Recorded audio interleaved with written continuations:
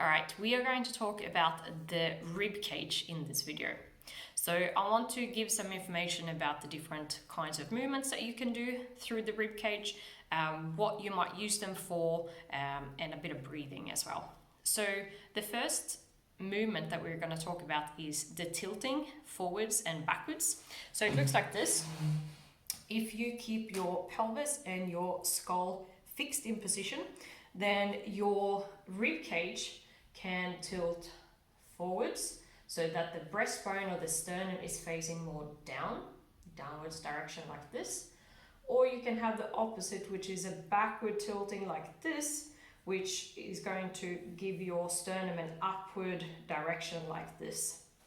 So you might have or experience the forward tilting when you are sitting up in bed in the morning, for example. You're doing a sit-up or crunch or something like that. The backwards tilting you often experience when you're doing some kind of back bending, bridging, drop backs, or anything like that.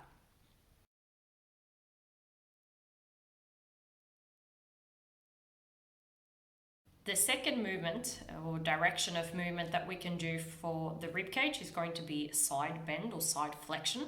So if I'm just sitting down here, I can pull the bottom of my rib cage on one side closer towards the pelvis, like this, or like this on the other side.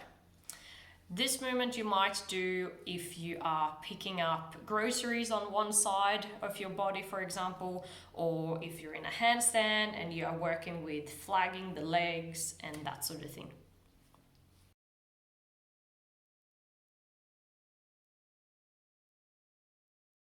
The third directional movement you can get through the rib cage is going to be the rotation. So if you keep the pelvis fixed and you keep your skull fixed here, you can rotate through the rib cage so the sternum or the breastbone is facing one side or it's facing the other side. So rotation you probably experience in a lot of different movements, but it could be things like stick fighting, boxing, looking over your shoulder to look in the back seat when you're in the car, that sort of thing.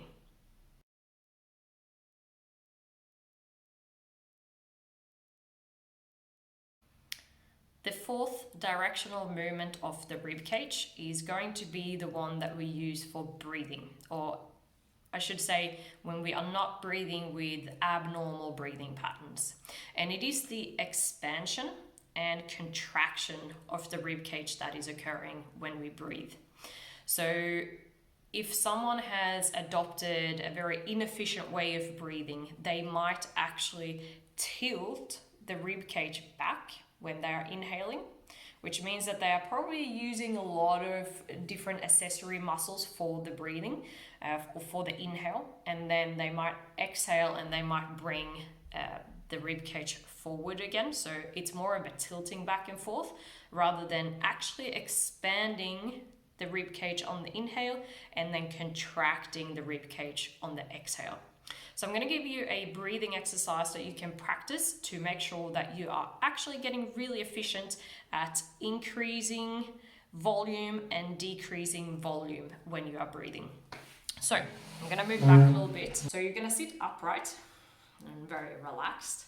And then I want you to place the hands at the bottom of your rib cage like this. Then we're going to think about the rib cage as a balloon. So when you are inhaling, you are going to expand 360 degrees around your rib cage. And then when you exhale, you're going to contract 360 degrees of the rib cage here. So I want you to exhale fully, and then I want you to, on the inhale, simply just slowly let the air come into the rib cage again. And this is really important. So place the hands at the bottom of your rib cage and then sit relaxed with the shoulders here. And then you take an inhale through the nose if you can.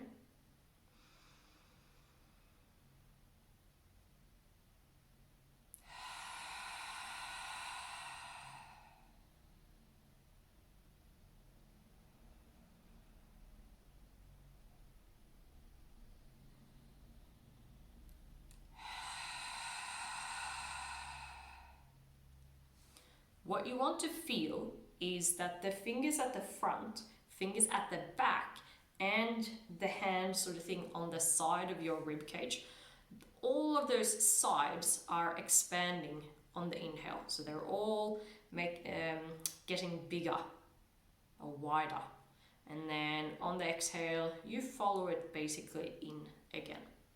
So I would recommend practicing this very simple drill, maybe 3 to 5 minutes per day, so that you can really feel that you are expanding and contracting and not tilting the pelvis back and forth when you are inhaling and exhaling. Another important thing with the rib cage is that all of these movements that I just mentioned, so tilting back and forth, side bending, rotation, and expansion and contraction, are all involved with walking and running to more or less degree. And that's really important to know, because that might motivate you to actually work on all of these different directions of movement for the rib cage separately, as well as then making sure that you put those well together.